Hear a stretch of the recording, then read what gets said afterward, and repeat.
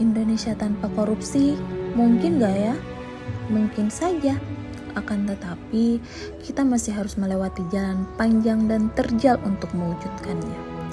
Sebenarnya Indonesia bisa maju dan sukses menjadi negara besar sejak dulu, andai dikelola dengan baik oleh orang-orang yang berintegritas. Sayangnya, selama puluhan tahun sejak kita merdeka, banyak penyelenggara negara yang kita beri amanah curang dan mengkhianati kepercayaan kita. Alih-alih mengurus masyarakat, mereka justru sibuk mengurus diri sendiri dan keluarga sampai lupa pada tugas pokoknya. Tidak ada yang menyangkal kalau korupsi adalah kejahatan luar biasa atau dalam bahasa Inggris disebut dengan extraordinary crime. Namun, tidak banyak orang yang bisa dengan tegas menolak korupsi, apalagi menjadi pendekar yang memerangi korupsi. Satu dari sedikit orang itu adalah Abraham Samad, Ketua KPK tahun 2011 sampai dengan 2015.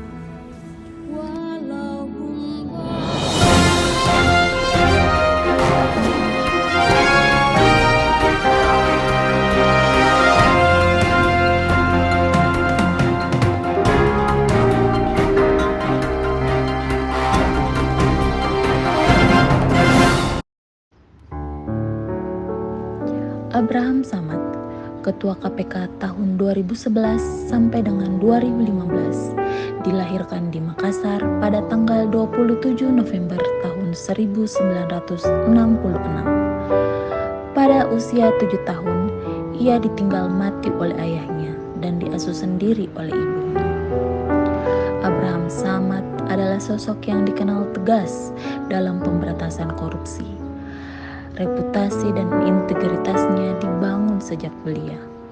Berkat pendidikan yang diperoleh dari ibu kandungnya, dalam setiap wawancara Abraham Samad selalu menyebut bahwa integritasnya terbentuk berkat didikan ibunya. Karakter saya ini terbentuk oleh ibu saya, Mas. Jadi saya menjadikan ibu saya itu menjadi role model yang sangat kuat. Seiring pertumbuhannya menjadi remaja dan mahasiswa, ia kemudian mendedikasikan hidupnya menjadi seorang aktivis yang pantang berada di zona nyaman. Menurutnya, berada di zona nyaman itu mengganggu hati nuraninya.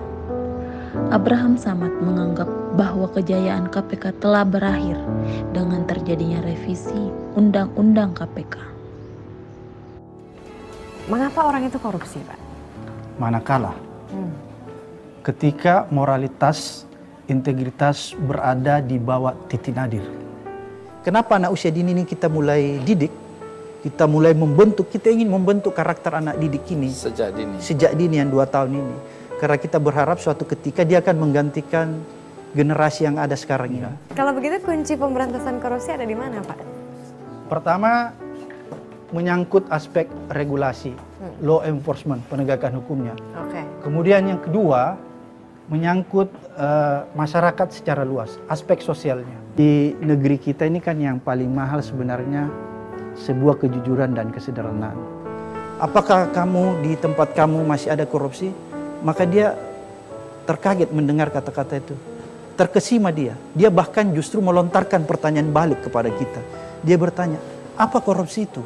Apakah itu binatang purba? Dia sudah melontarkan pertanyaan itu, berarti di kehidupan mereka sudah tidak ada korupsi. Allah saya untuk tetap menjaga marwah KPK. Saya kan pernah bermimpi, Mas Tatang, ketika reformasi, saya membayangkan setelah reformasi ini akan hadir sebuah negara Indonesia yang bebas dari korupsi, bahwa perjuangan itu, hasil dari perjuangan itu tidak akan pernah atau jangan pernah kita harapkan bahwa kita akan menikmati hasilnya.